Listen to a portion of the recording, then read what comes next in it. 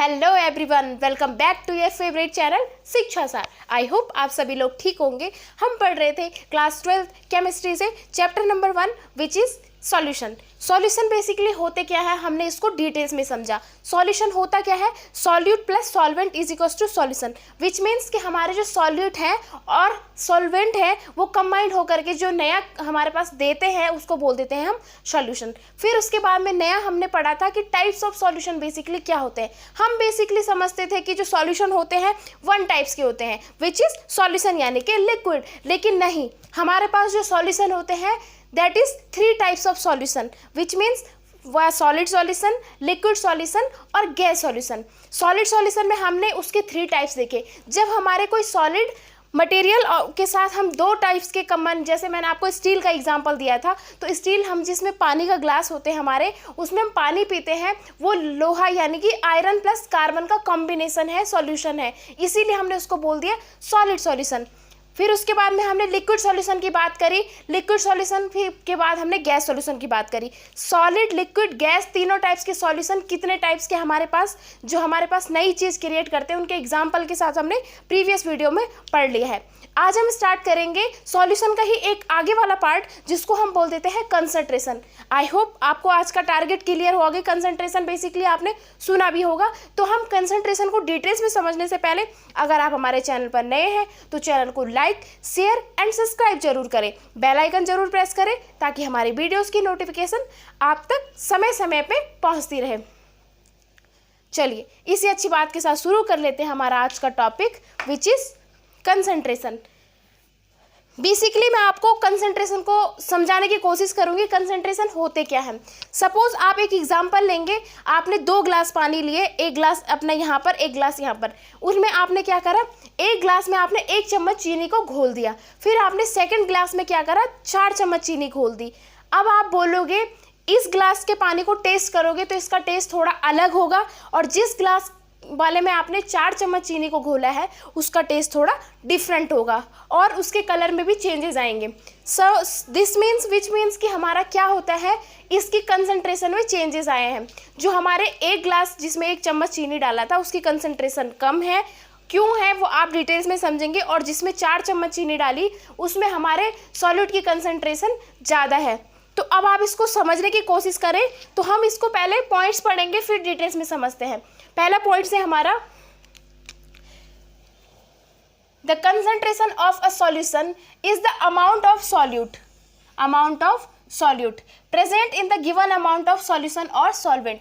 यानी कि कंसंट्रेशन हम किसे बोल देते हैं, सॉल्यूशन में जो प्रेजेंट हमारे सॉल्यूट प्रेजेंट है। यानी कि अगर हमारे पास 100 ग्राम हमारा सॉल्यूशन है, ठीक है, तो इसमें जो सॉल्यूट की प्रेजेंट है, इसमें जो सॉल्यूट है हमारा, उसके अमाउंट को हम बोल देते हैं concentration. And in the given amount of solution और सॉल्वेंट, यानी कि अगर हमारे पास कोई सॉल्यूशन है 100 ग्राम और उसमें उपस्थित, उसमें प्रेजेंट हमारा जो सॉल्यूट है उसकी जो अमाउंट है उसको हम कंसंट्रेशन बोल देते हैं। विच मीन्स जैसे मैंने आपको बोला था कि एक गिलास में मैंने 4 चम्मच डाले और एक गिलास में 1 चम्मच डाला, तो इसकी जो कंसंट्रेशन थी 1 चम्मच जो डाला वो कंसंट्रेशन, और इस वाले में 4 चम्मच। आई होप आपको ये बात समझ में आई होगी कि हम कंसंट्रेशन किसे बोलते हैं।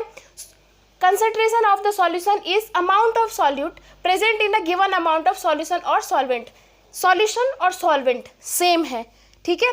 अब आप ये कहना चाह रहा है कि हमारा जो सॉल्यूट है उसकी जो कितनी अमाउंट है उसको बोल देते हैं हम, किसी गिवन जो हमारे पास सॉल्यूशन है उसमें सॉल्यूट कितना डाला है उसको हम बोल देते हैं कंसंट्रेशन। आई होप आपको ये बात समझ में आई होगी। अब हम समझ लेते हैं नेक्स्ट पॉइंट। नेक्स्ट पॉइंट कहता है हमारा it can be described quantitatively as well as qualitatively और क्वांटिटेटिवली। यानी कि इसको हम क्वांटिटेटिवली और क्वालिटेटिवली दोनों तरीके से क्या है डिस्क्राइब करते हैं, ठीक है। अब ये पहली बात कर रहा है कि quantitatively a solution can be 2 types. Quantitatively which means कि क्वांटिटी के आधार पर कितनी इसकी अमाउंट है, कितनी इसकी मात्रा है, तो क्वांटिटी के आधार पर हम इनको सॉल्यूशन को 2 टाइप्स में डिवाइड करते हैं, जिसमें हमारा पहला क्या है, फर्स्ट इज डाइल्यूट सॉल्यूशन और सेकंड इज कंसंट्रेटेड। अब हम डाइल्यूट किसे बोलेंगे, आपने नाम भी सुने होंगे कि डाइल्यूट कंसंट्रेशन, और ये सॉल्यूशन डाइल्यूट है, ये कंसंट्रेटेड है। तो इसको आप डिटेल्स में समझो कि बेसिकली डाइल्यूट और हमारा कंसंट्रेटेड में डिफरेंस क्या होता है। A dilute solution has a small amount of solute in a large amount of solvent, which means कि dilute में क्या होगा, जो हमारा डाइल्यूट होगा इसमें जो हमारे वाटर की कंसंट्रेशन होगी, इसमें डाइल्यूट में हमारा स्मॉल अमाउंट ऑफ सॉल्यूट, यानी कि सॉल्यूट हमारा कम होगा और हमारा सॉल्वेंट यानी कि जो सॉल्यूशन हमने सॉल्वेंट डाला है वो हमारा ज़्यादा होगा। ठीक है, फिर उसके बाद कंसंट्रेशन सॉल्यूशन किसे बोलेंगे, it is a solution that contains a large amount of solute, इसमें हमारा जो सॉल्यूट होगा वो लार्ज अमाउंट में होगा, relative to amount that could resolve, यानी कि इसमें हमारा जो सॉल्यूशन दिया गया है उसमें सॉल्यूट की जो क्वांटिटी होगी वो ज़्यादा होगी कंपेयर टू डाइल्यूट सॉल्यूशन। तो आप इसको एक एग्जाम्पल के माध्यम से समझने की कोशिश करेंगे कि बेसिकली ये क्या कहना चाहता है। आप एक एग्जाम्पल ले लीजिए यहाँ पर,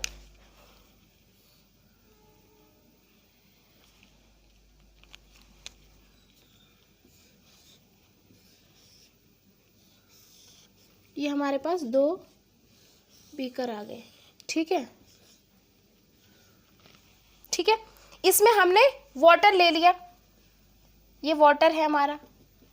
ठीक है, अब इसमें हमने सॉल्यूट को डिसॉल्व किया। ठीक है, अब इसमें हमने सॉल्यूट किए जो हमारा वो था 4 चम्मच वाला जिसको मैं कह रही थी। ठीक है, या कोई भी चीज़ हमने इसमें डाली, इसमें हमने थोड़ा कम डाला, तो आपको जो ये जिसमें मैंने ज़्यादा डाला, ठीक है, इसका कलर थोड़ा चेंज दिखेगा, और जिसमें हमने कम डाला उसमें हमारा लाइट कलर का दिखेगा, उसका सॉल्यूशन लाइट दिखेगा और इसका हमारा ज़्यादा दिखेगा। यानी कि इसमें हम बोल सकते हैं अमाउंट ऑफ सॉल्यूट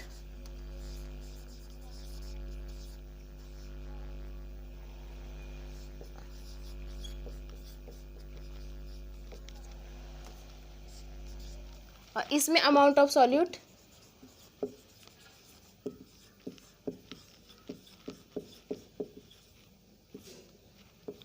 ठीक है, यानी कि इसमें अमाउंट ऑफ सॉल्यूट ज़्यादा है और इसमें अमाउंट ऑफ सॉल्यूट कम है। अब कहाँ पर अमाउंट ऑफ सॉल्यूट ज़्यादा है, देखो लार्ज अमाउंट ऑफ सॉल्यूट किसको बोल रहे थे, जिसमें लार्ज अमाउंट ज़्यादा है उसको बोल देंगे हम कंसंट्रेटेड,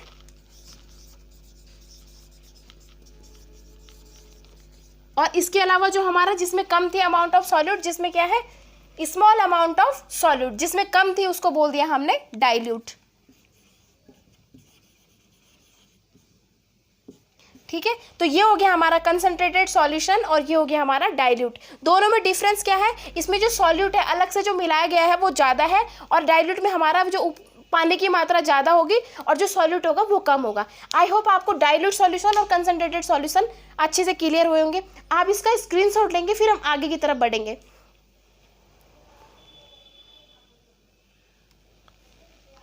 इसी आधार पर हम कंसंट्रेशन को क्या बोल सकते हैं, concentration is a ratio amount of solute upon amount of solvent. तो हम क्या बोल सकते हैं, कंसंट्रेशन एक रेशियो है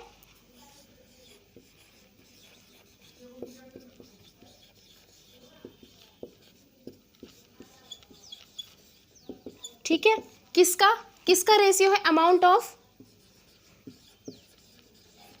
solute upon amount of solvent. ठीक है, तो हम कंसंट्रेशन को क्या बोल सकते हैं कि कंसंट्रेशन हमारा क्या होता है, amount of solute upon amount of solvent. अब हम बात करेंगे कि जो हमारे सॉल्यूट है और सॉल्वेंट है इनको हम किस किस तरीके से किस किस में माप सकते हैं। तो जो सॉल्यूट है उसको हम किस में मेजर करते हैं,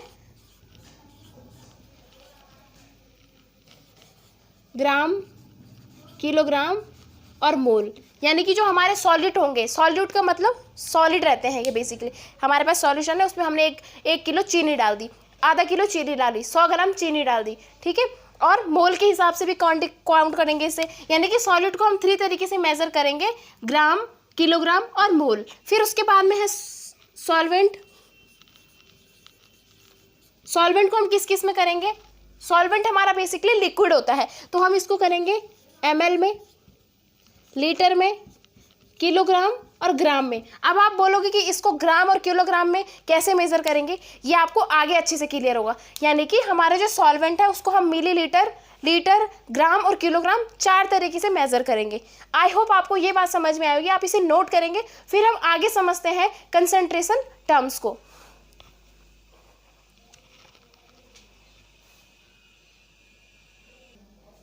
चलिए अब हम नेक्स्ट बात करते हैं कंसंट्रेशन टर्म की। कंसंट्रेशन टर्म का मतलब क्या होता है, कंसंट्रेशन को काउंट करने के लिए कुछ स्पेशली टर्म्स बनी गई है जो बेसिकली 4 टाइप्स की होती है। तो इसमें पहला टाइप है हमारा ग्राम पर लीटर कंसंट्रेशन। ठीक है, ग्राम पर लीटर कंसंट्रेशन में हम क्या करते हैं, इसमें कंसंट्रेशन काउंट करते हैं। बेसिकली मैंने अभी आपको क्या बोला था, आप सिंपल यहाँ पे लिखिए कंसंट्रेशन इज इक्वल टू, मैंने क्या बोला था,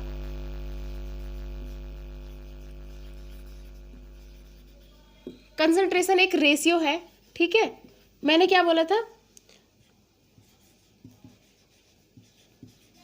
amount of solute upon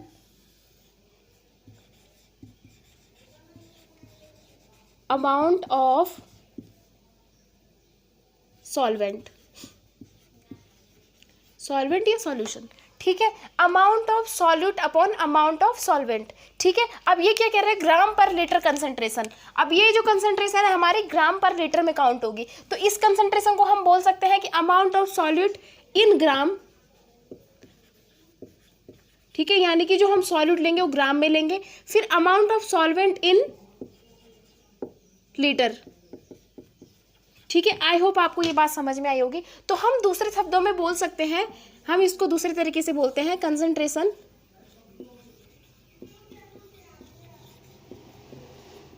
is equals to solute.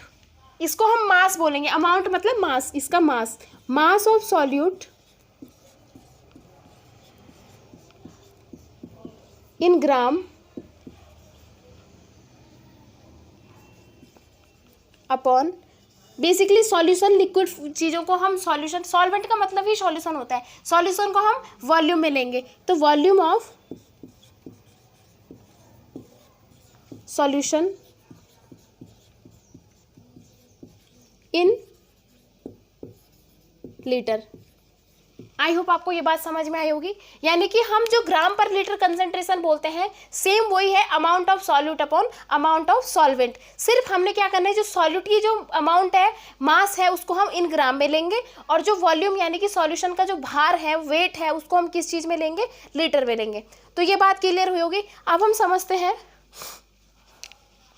How to calculate concentration, यानी कि हम इस कंसंट्रेशन को, ग्राम पर लीटर कंसंट्रेशन को किस तरीके से कैलकुलेट करेंगे। चलिए, तो आई होप आपने ये सब नोट कर लिया होगा। अब हम जो ये कंसंट्रेशन टर्म्स है जिसमें हमने पढ़ा ग्राम पर लीटर, फर्स्ट टाइप्स था ग्राम पर लीटर, इसको हम कैलकुलेट कैसे करेंगे, इस तरीके से मतलब फाइंड आउट करेंगे। तो सबसे पहले हम कह रहे हैं, हमने कंसंट्रेशन टर्म्स पढ़ी ग्राम पर लीटर, जिसमें हमने बोला कि amount of solute in litre upon amount of solution या solvent in litre.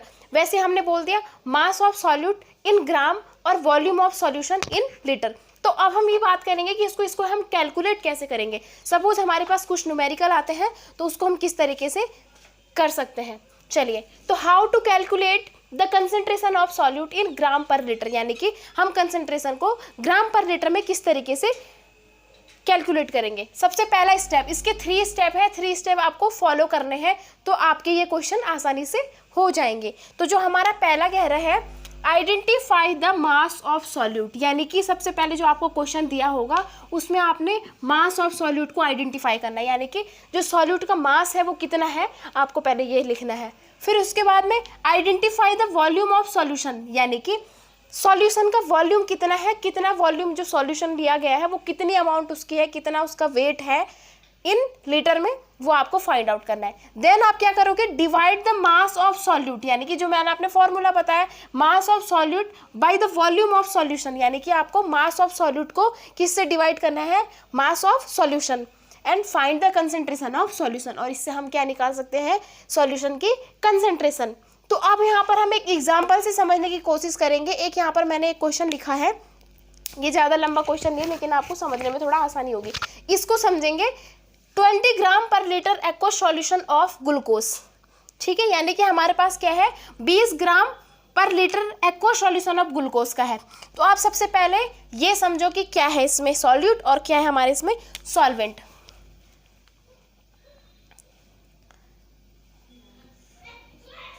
Twenty gram में दिया गया है तो हमारा सॉल्यूट हो जाएगा ग्लूकोज, जिसका वेट हमारा 20 ग्राम है। ठीक है, एक्वा सॉल्यूशन विच मीन्स कि वाटर, एक्वस का मतलब ही वाटर होता है। तो पर लीटर का मतलब मैंने आपको यहाँ पर बताना भूल गई हूँ कि इसका पर लीटर का मतलब होता है, जहाँ पर लीटर आएगा पर का मतलब 1, जहाँ पर कुछ नहीं है वहाँ पर 1। और अगर आपको 2 लीटर 3 लीटर या 300 ml क्वांटिटी दी गई है, आपको वॉल्यूम दी गई है, तो आप उसको लिखोगे। लेकिन यहाँ पर इस तरीके से कुछ नहीं है, पर लीटर है तो पर लीटर का मतलब होता है 1। तो यहाँ पर आप लिखोगे solvent is equals to water, जो है हमारा 1 लीटर। आई होप आपको ये बात समझ में आई होगी। अब हम क्या करेंगे, हम निकालेंगे इसका कंसंट्रेशन। लेकिन कंसंट्रेशन को निकालने से पहले हमें निकालना पड़ेगा सॉल्यूट ग्लूकोज। अब ग्लूकोज क्या होता है, C6H12O6 है ना। तो हमें इसके ये काउंट करने के लिए पहले इसका निकालना पड़ेगा मोलर मास और नंबर ऑफ मोल्स। तो हमारे पास नंबर ऑफ मोल्स नहीं है, तो यहाँ पर लिखेंगे हम नंबर ऑफ मोल्स। जो ये फॉर्मूला होता है मोल्स को निकालने का, वो क्या होता है, number of moles is equal to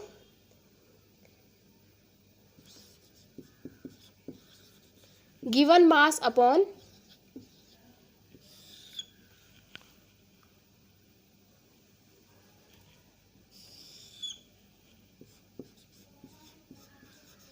molar mass, given mass upon molar mass, या इसको हम बोल देते हैं मॉलिक्यूलर मास। आप ब्रैकेट में यहाँ पे इस तरीके से लिख दोगे, मॉलिक्यूलर मास भी बोलते हैं। अब आपके पास गिवन मास, अब हमने क्या निकाला, number of moles of glucose, number of moles of glucose. ठीक है, तो गिवन मास कितना है हमारा ग्लूकोज का, जो है हमारा 20 ग्राम। तो यहाँ पर लिखेंगे हम 20 अपॉन, अब मास, मोलर मास क्या हुआ, यानी कि इसके मोलर मास क्या है। तो हमारा जो ग्लूकोज का मोलर मास होता है वो क्या होता है, आप यहीं पर निकालोगे। ग्लूकोज का फॉर्मूला होता है C6H12O6। ठीक है, अब हम इसको किस तरीके से निकालेंगे, कार्बन का जो मास होता है वो कितना होता है 12 × 6 प्लस H का होता है 1 × 12 प्लस ऑक्सीजन का होता है 16 × 6। ठीक है, इसको सॉल्व करोगे तो 12 छके 72 प्लस 12 प्लस 16 6 या 96। और जब इसको आप टोटल करते हो 6 + 2 + 8 + 10, 10 की 0 यहाँ पर आ गई और 1, 9 + 1 10, 11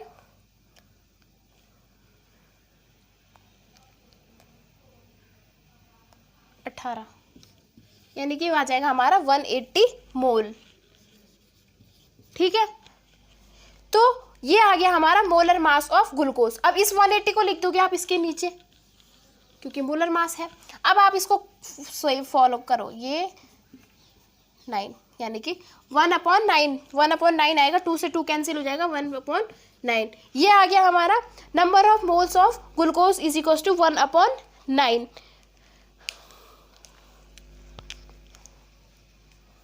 यही हमारा क्या हो जाएगा, हमारा कंसंट्रेशन इसकी। ठीक है, आई होप आपको ये बात समझ में आएगी। अब हम एक और न्यूमेरिकल करेंगे, फिर हम आगे की तरफ बढ़ेंगे।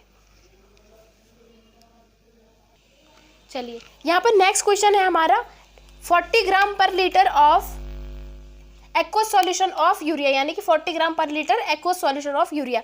यानी कि अब हम इसमें देखते हैं कि हमारा मास क्या है। सबसे पहले जो हमारा सॉल्यूट होगा, सॉल्यूट है हमारा, solute is equals to urea, कितना है 40 ग्राम। ठीक है, और सॉल्यूशन हमारा, जो हमारा सॉल्वेंट है, इज इक्वल्स टू वाटर, जो हमारा 1 लीटर है, कुछ नहीं है तो 1 लीटर है। अब आपको क्या निकालना है यहाँ पर, मोलर मास ऑफ यूरिया, यानी कि molar mass of urea. Molar mass of urea क्या होता है? गिवन वेट अपॉन, या गिवन मास अपॉन, इसको मास वेट कुछ भी बोल सकते हो, गिवन मास अपॉन मोलर मास। ठीक है, तभी तो हमारा मोलर मास ऑफ यूरिया का मास निकलेगा। अब देखो क्या है यहाँ पर, गिवन मास, हमारे पास यूरिया का मास कितना दिया गया है? 40 ग्राम, ये लिखोगे आप 40 ग्राम। और मोलर मास ऑफ, इसमें इसका फॉर्मूला पता होना चाहिए आपको, जो हमारा यूरिया का फॉर्मूला होता है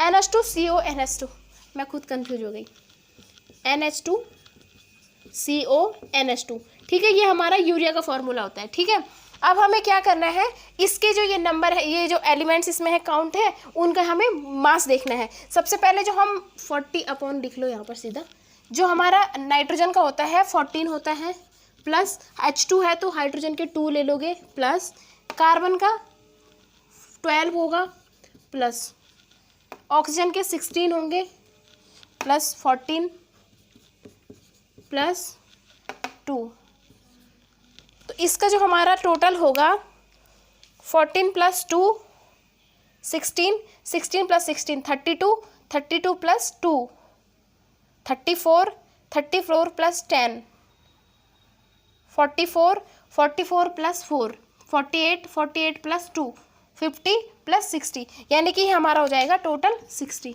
आई होप मैंने सही करा होगा, एक बार चेक कर लेते हैं। ठीक है, तो ये टोटल हो गया हमारा 60। अब क्या हो रहा है, अब इसमें ईजी है, 40/60 हो जा रहा है, ये 40/60, 0 0 2 दूनी 4 2 3 6, यानी कि 2/3 मोल, ये हमारा क्या है, इसकी कंसंट्रेशन है हमारी यूरिया की। ठीक है, आई होप आपको ये समझ में आ गए होंगे। तो आप इसको अच्छे से कुछ और क्वेश्चन करेंगे, डिटेल्स में समझेंगे, इस तरीके के कुछ और क्वेश्चन आप क्रोम से निकाल सकते हैं, गूगल से निकाल सकते हैं। ठीक है, 1-2 क्वेश्चन हम और प्रैक्टिस करेंगे नेक्स्ट वीडियो में। तो मिलते हैं हमारे नेक्स्ट वीडियो में, उसमें हम एक और तरीके का कंसंट्रेशन टर्म्स पढ़ेंगे। ठीक है, तो तब तक के लिए धन्यवाद, थैंक्स फॉर वॉचिंग।